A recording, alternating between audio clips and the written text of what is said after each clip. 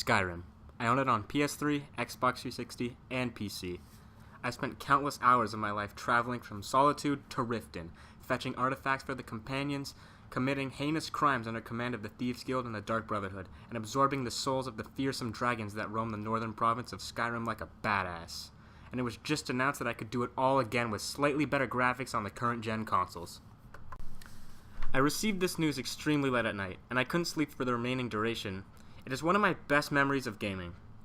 For as long as I can remember, I've been a fan of elaborate fantasy worlds like Middle-earth from J.R.R. Tolkien's The Lord of the Rings, and the Northern Kingdoms in Nilfgaard from the mind of Andrzej Sapkowski, the author of The Last Wish.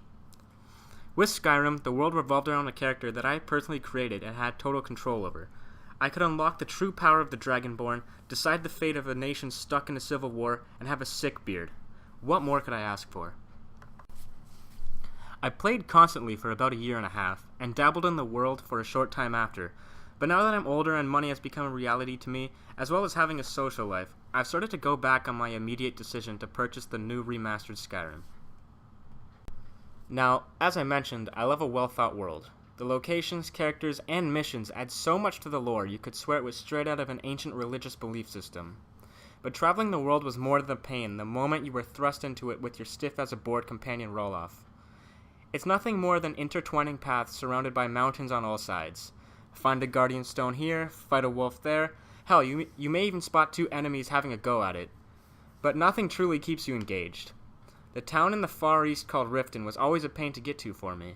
From Whiterun, which is pretty much the main city, you had to walk around an entire mountain. It was never fun. Not even once. But, moving on, the combat was also something I came to despise.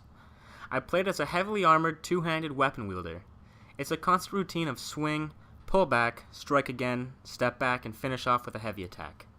On my PC edition, which I used mostly for goofing around with mods, I used magic and bows. Fighting with the bow seemed slow, and gave your enemies an unfair advantage. Magic seemed to be the only well-balanced and well-thought-out method of combat. However, the ability to mix and match your combat style will always have a special place in my heart. The character AI is also pretty crappy for a game released in 2011. I remember one of the first quests had me exploring a cave looking for the Golden Claw. 3 enemies are stationed inside the cave, and it's pretty intimidating for a new player. So I did what anyone else would do. I pulled out my bow and I shot the closest enemy in the head. He fell to the floor, and the 2 others rushed over. Too afraid to move, I set down the controller and waited. They forgot about their dead friend and the presence of a threat in seconds, and went back to their station. It's quite funny, but it really does take the player out of the game. It really breaks immersion. Another problem with the AI is the famous bucket on head exploit. Putting a bucket on a shopkeeper's head blinded them and allowed for the player to rob them.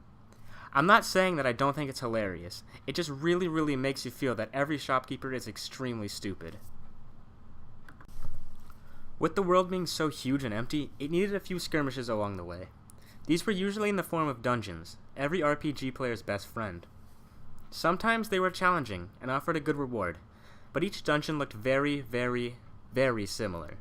Killing the same enemy type 50 times isn't exactly how I'd like to spend 30 minutes of my day. Every dungeon seemed reskinned and filled with a different enemy type. Once in a while, bandits would appear on the side of the road, and this was bar far my favorite distraction. It gave me a reason to draw my weapon, and wasn't just walking blindly into a cave or tomb for some shady rewards.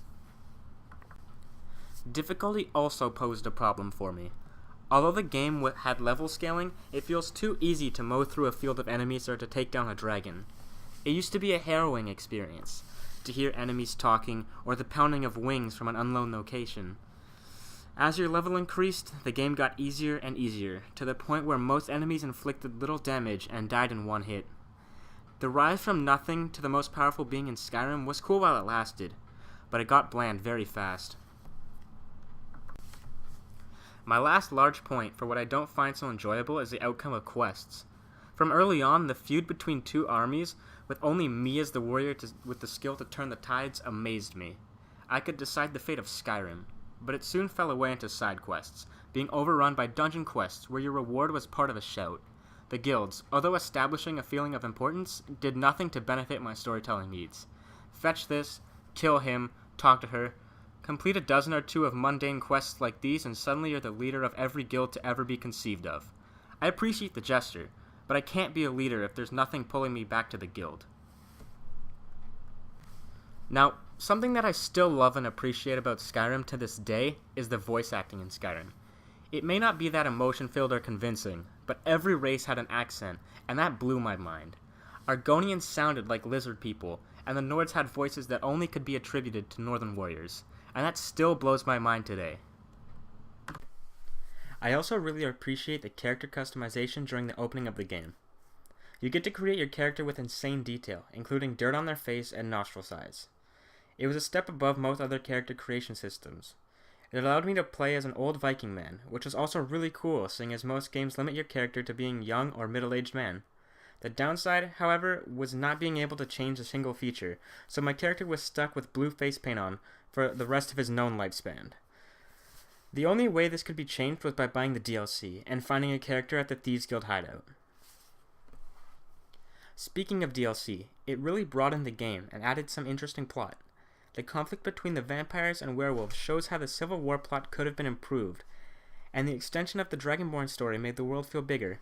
It added great new items like crossbows and allowed me to build a house and have kids, and for some reason it was a good addition to a game about non-stop violence.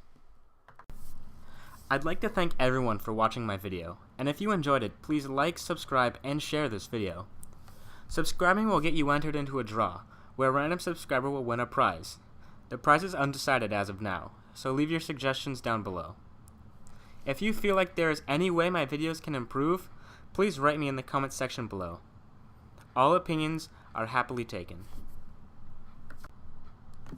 Stay frosty, YouTube.